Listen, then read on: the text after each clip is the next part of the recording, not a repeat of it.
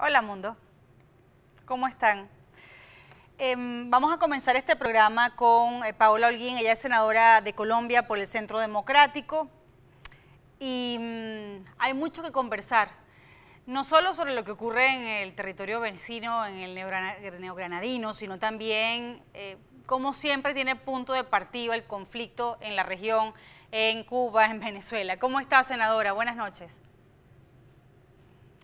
Sí, la voy a escuchar seguro en algún momento, pero en este preciso instante no la oigo. Vamos a ver si es...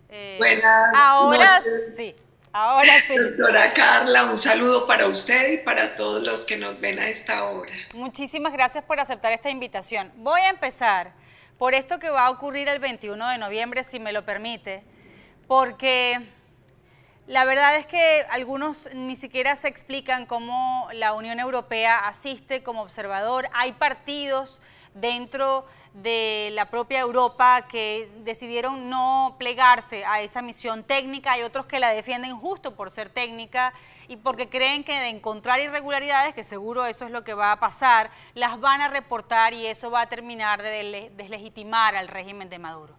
¿Cómo ve todo este evento que vamos a vivir el próximo domingo? Bueno, primero yo tengo que aclarar que yo nunca he estado de acuerdo con esta farsa electoral. Yo creo que en Venezuela no están dadas las condiciones para mínimas de transparencia, de participación, de legitimidad para adelantar este tipo de proceso. A uno le preocupa porque finalmente en muchos otros momentos electorales de Venezuela hemos visto lo mismo, que asisten misiones técnicas supuestamente para garantizar el proceso y no termina en nada. Algunas veces en unos informes que tampoco sirven de nada. Yo creo que lo peor que puede suceder es permitir que se siga manteniendo esta farsa que de alguna manera busca dar cierto, llamémoslo, maquillaje de legitimidad a una narcodictadura que lleva ya tantos años usurpando el poder. Otro asunto es la ratificación del apoyo de Estados Unidos a la figura de Juan Guaidó. Insisten en que lo van a seguir reconociendo como presidente interino y usted bien sabe que hay una distancia dentro del propio interino que ponía en duda de alguna forma que la propia oposición le permitiera la continuidad como presidente de la Asamblea Nacional para proseguir con esta presidencia interina que algunos interpretan la Constitución pauta como su final cuando pueda haber una elección libre presidencial en Venezuela. Él debería quedarse en esa posición mientras eso no ocurra. ¿Cómo lo ven ustedes desde Colombia? La Lo que figura... pasa es que Colombia, el gobierno colombiano también ha reconocido a Juan Guaidó como presidente interino por una cosa muy simple, porque en el momento en que Venezuela realizó esas últimas elecciones presidenciales, varios países, creo que alrededor de 50 países en el mundo, no reconocimos el proceso y acatando la normatividad interna de Venezuela, pues se supone que ante la no existencia de una elección con un presidente legítimamente constituido, pues en este caso de vacío, quien tomaría la interinidad sería el presidente de la Asamblea, que en ese momento era Juan Guaidó. Entonces nosotros continuamos en Colombia en la misma línea de no reconocer la narcodictadura que usurpa el poder y de reconocer a Juan Guaidó como presidente interino, pero también estamos claros en algo. Nosotros hemos hecho 1000 llamados porque en realidad lo que es importante y urgente es que Venezuela recupere la democracia y la única forma de recuperarla es sacando la narcodictadura del poder, que yo lo he dicho siempre, es una narcodictadura que no solo rompió con la regla democrática, violentó los derechos humanos, resquebrajó la institucionalidad venezolana, sino que además hay un tema judicial y de seguridad hemisférica de fondo, y es que convirtió el territorio venezolano en albergue de organizaciones narcotraficantes y terroristas y en un centro de operación de estructuras criminales transnacionales. Ahora, cuando nosotros estamos en esta situación en la que ya de manera formal se abre un proceso de investigación por crímenes de lesa humanidad contra Maduro y contra su régimen, ¿qué excusa tiene algunos líderes en el hemisferio para seguirle apoyando. De hecho, ya no sé si son tan frontales en ese respaldo, porque seguro usted recuerda la visita del propio AMLO a Naciones Unidas. Le preguntaban sobre la situación en Nicaragua. Vivieron un proceso de fraude parecido al que muchos creen va a ocurrir en Venezuela el próximo domingo, y él se limitó a enviar un saludo, pero no fue capaz tampoco de apoyarlo, ¿no?, de manera abierta. ¿Eso cambia el juego en la región, cree usted, estos procesos deslegitimados? Yo creo que cada vez es más insostenible el apoyo hacia la narcodictadura de Venezuela. Hay una cosa cierta, y es que algunos por afinidad ideológica terminaron en complicidad criminal, y hay otros sectores que la apoyan porque finalmente tienen connivencia con esa estructura criminal, con esas formas. Y recordemos que es que aquí hay dos elementos: un elemento político, formal, de quienes forman parte del Foro de Sao Paulo, el Grupo de Puebla, y por otro lado también una complicidad con el tema de narcotráfico, porque este es el elemento transversal que le ha dado el recurso a la narcodictadura en Venezuela, y que además genera otro nexo entre esa narcodictadura y unas estructuras criminales en la región y otros poderes en la región que también tienen, digamos, lo que la misma complicidad o la misma fuente de financiamiento o una correlación similar con estas estructuras criminales. Quiero que hablemos de monómeros y cuán delicado resultó este escándalo para ustedes en Colombia, porque me dicen que podemos estar cerca de que esa estructura que ahora está de alguna manera supervisando lo que allí ocurre pueda llegar a conclusiones firmes sobre responsabilidades. ¿Qué piensan ustedes hasta ahora con la información que han obtenido? Hay varias cosas. La primera es, en este momento hay una intervención de las supersociedades sobre monómeros. Hay un proceso que se viene adelantando. Yo formo parte de la Comisión de Inteligencia y Contrainteligencia.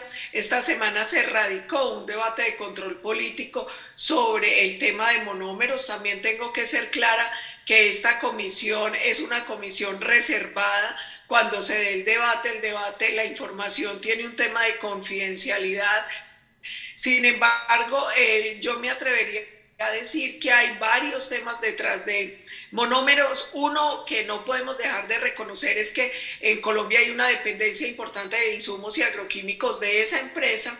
Y la otra es que, más allá de temas administrativos o de otro tipo, también hay una información de temas muchísimo más delicados que involucran estructuras criminales y que salen de unas investigaciones de la DNI, que es la Dirección Nacional de Inteligencia y Contrainteligencia en Colombia. La Dirección Nacional, perdón, de Inteligencia en Colombia. Y la responsabilidad, ya saben a quién señala en esto anticipado a lo que han podido tener acceso, o no se puede. No, eso es parte del tema que va a estar en el debate de control político que se aprobó esta semana. Ok, voy a hablar con la senadora Paola Holguín también al regreso de esta pausa. Senadora Paola Holguín nos acompaña esta noche. Senadora, hoy destacan en sus respectivas cuentas de Twitter tanto el ministro de la Defensa de Colombia como la jefa del Comando Sur de los Estados Unidos, Laura Richardson, el encuentro entre ambos, y hablan de cooperación de seguridad. Yo entiendo que ese trabajo conjunto para combatir el narcotráfico en la zona en la que quizás es más peligroso este flagelo no se ha detenido, pero obvio que el mayor reto para ambos países sigue siendo quienes dan respaldo o refugio a estos grupos del crimen internacional. Esta prioridad, ¿cómo la ve en este momento en el que el mundo pareciera querer hablar más bien con estos abyectos y reunirse con ellos y llegar a un acuerdo?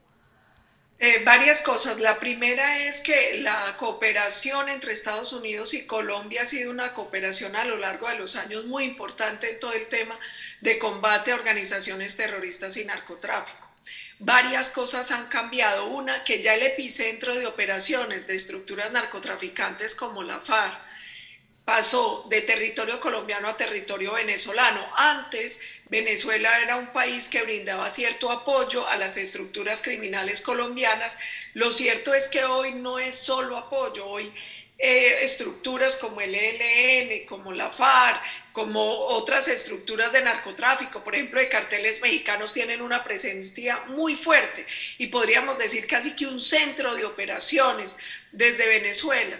Y yo creo que esto es importante tenerlo en cuenta, porque mientras nosotros no tengamos una actuación contundente, va a ser muy difícil, porque finalmente la narcodictadura allí sigue teniendo abierto el territorio para estas estructuras. Mire, yo he repetido además que hay un problema adicional, y es que Venezuela ya no tiene el control monetario, ya el bolívar no es moneda de cambio, no vale nada.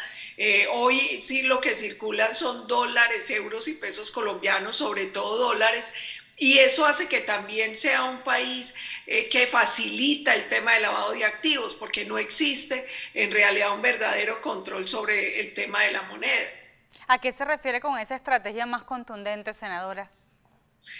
Que nosotros, y yo he insistido en eso, doctora Carla, usted lo sabe, tenemos que dejar de estar viendo este tema con ese romanticismo como si fuera un problema meramente político o ideológico. El tema de Venezuela es un tema de seguridad hemisférica, es un tema judicial, es un tema que tiene que ver directamente con presencia, actuación, financiación de organizaciones narcotraficantes y terroristas en ese territorio, y por lo tanto yo creo que si nosotros queremos dar de verdad un combate y una actuación frontal para garantizar la seguridad del hemisferio contra el tema de narcotráfico, pues Venezuela tiene que estar en el foco.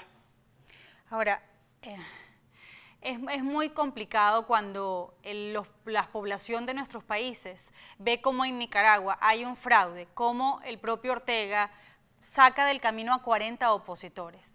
Y la sociedad civil, los habitantes de a pie, siguen preguntándose cómo el mundo los puede ayudar. Sigue pareciendo que no es vinculante, digamos, cada pronunciamiento que hacen instituciones en el mundo. Entonces, volvemos al mismo punto de siempre, a los diagnósticos de las instituciones, a las resoluciones, a los exhortos, pero al final, ¿eso cómo cambia la realidad? Que es lo que en conclusión le importa a nuestras naciones, ¿no? Yo creo que la realidad cambia cuando nosotros pasemos de las manifestaciones en los organismos internacionales a los tribunales, porque aquí hay un tema claro. Mire, de hecho, yo firmé una carta antes de las elecciones en Nicaragua en compañía de unos 16 presidentes de comisiones de seguridad en los respectivos países en América, en Estados Unidos y Europa, de comisiones encargadas de los temas de seguridad y relaciones internacionales en nuestros países, exhortando a la comunidad internacional a que no permitiera que continuara esa farsa electoral en Nicaragua, donde no había ninguna garantía, donde, como bien lo ha dicho usted, los candidatos y los opositores de Ortega todos los sacaron del camino, llevándolos a la cárcel y con muchísimos mecanismos. Entonces yo creo que es tiempo de hacer varias reflexiones. La primera es: ¿para qué sirven entonces los organismos internacionales? ¿Cuál es el papel real de la ONU y de la OEA cuando existe una Carta Democrática, cuando existen resoluciones que han sido firmadas por los países que prohíben la financiación, el albergue, el apoyo a estructuras narcotraficantes y terroristas, si no pasa nada? Entonces terminamos en una especie de diplomacia meliflua y babosa, que no avanza, de hacer foros, pronunciamientos, pero yo creo que aquí esto hay que llevarlo a un tema que sea mucho más fuerte. Yo siento que la vía es un tema judicial, y entender que aquí lo que se tienen que abrir son unos procesos que lleven a procesar y a encarcelar a los responsables de los delitos. Ahora, fíjese, ustedes enfrentan un camino electoral también complejo, con amenazas incluso. Ayer la congresista María Elvira Salazar interrogaba a Nichols sobre Petro, y ella como que se frustraba porque él no quiso emitir un adjetivo o una definición o ubicar a Petro en alguna acera, ¿no? Ella sí hizo una descripción completa. ¿Ustedes cómo ven la posición de Estados Unidos frente a un hombre como él, que ustedes tienen tan elaborado en perfil?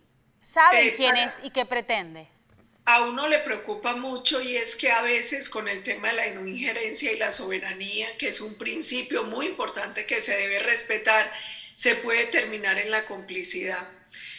Yo he creído siempre que la defensa de la democracia, de las libertades, no tiene límites fronterizos. Yo siempre he creído que los países que tienen tanto poder, tanto liderazgo y tanta capacidad de proyectarse sobre la región deberían jugar un papel mucho más claro. Y no estoy hablando de interferencia directa en los temas electorales, pero un poco sí ayudar a develar la verdad, porque a uno le duele ver que el tratamiento sea igual para el que es delincuente que para el que no lo es, para el que es defensor de la democracia que para el que quiere destruir la democracia desde adentro.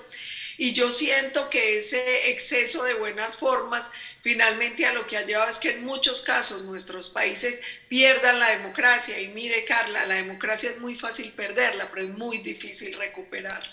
¿Y cómo ve usted esa batalla en las primarias? ¿Será lo suficientemente fuerte el movimiento que pretende vencer a Petro en esa contienda? Yo espero que así sea. Muchas veces nos dicen nadie escarmienta en cabeza ajena, pero yo esperaría que los colombianos tuviésemos la claridad que tiene la representante María Elvira cuando describió perfectamente a Petro. Yo creo que todos sabemos lo que ha hecho en la región el Foro de Sao Paulo y el Grupo de Puebla. De hecho, yo en este momento estoy en Miami y hoy en la mañana estuve en el lanzamiento del documental de la Fundación Disenso sobre el Foro de Sao Paulo. Yo creo que en la medida en que nosotros vamos teniendo mucha más conciencia, vamos teniendo un activismo mucho más profundo en la defensa de la democracia, deberíamos evitar de verdad que nuestros países cayeran en la trampa de esos modelos populistas, de esos modelos que terminan arrasando con las libertades, con la democracia, con las instituciones, con la riqueza de nuestros pueblos. Estamos en esa tarea. Yo tengo fe que los colombianos se puedan ver en el espejo de los países de la región. A nosotros nos dicen mucho en Colombia, van a volver con ese cuento del castrochavismo. Yo les he dicho, está bien, a pesar de lo dura, de lo dolorosa y del espejo que debería ser Venezuela, no hablemos de Venezuela, entonces hablemos de Nicaragua, entonces hablemos de Perú, entonces hablemos de lo que está viviendo Chile, porque el gran problema es que ellos sí tienen una estrategia coordinada, ellos sí tienen unas grandes fuentes de financiación, unas no santas, y ellos sí actúan con un libreto que es exactamente el mismo en todos los países. Es copiada la manera en que a través de la vía democrática llegan al poder para destruir la democracia desde adentro, perpetuarse. Y alguien me decía, ¿qué sentido tiene si acaban empobreciendo a los pueblos? Y yo sí, empobrecen a los pueblos, pero se enriquecen ellos. Miren las fortunas de los Castro, miren las fortunas de Diosdado, de la familia de Chávez, de la familia de Maduro. Claro, el pueblo termina padeciendo hambre, violencia, falta de medicamentos, falta de oportunidades. Finalmente, los pueblos terminan en una dolorosa crisis de refugiados o migrantes, pero ellos no tienen los padecimientos del pueblo porque ellos lo que hacen es, de manera corrupta, apropiarse de todos los bienes de nuestros países. Senadora, siempre es un placer conversar con ustedes. Y obvio que vamos a estar muy atentos a lo que ocurra allí en Colombia. De hecho, mañana vamos a empezar a conversar con los precandidatos. Nos parece absolutamente relevante empujar también allí el mensaje de democracia para alertarnos desde temprano, para que Colombia, que nosotros confiamos en el pueblo colombiano, pero siga eligiendo bien. Muchísimas gracias, senadora. Gracias a usted, doctora Carla, y vamos a pedirle mucho a Dios que Colombia sea capaz de continuar siendo el muro de contención de estos populismos radicales de izquierda que han llevado a la desgracia a tantos pueblos hermanos, y esperamos también seguir firmes en pie de lucha hasta que recuperemos la democracia en la región, en nuestro hermano país Venezuela. Y no me cansaré de repetir, mientras nosotros no solucionemos la crisis que está viviendo Venezuela, no vamos a poder tener tranquilidad en Colombia, no solo por el peso moral del sufrimiento de un pueblo hermano, sino porque allí es donde hay albergue, donde hay protección, donde hay refugio para estructuras criminales que martirizan al pueblo venezolano y a nuestro pueblo. Gracias de nuevo, senadora. Paola Holguín con nosotros esta noche.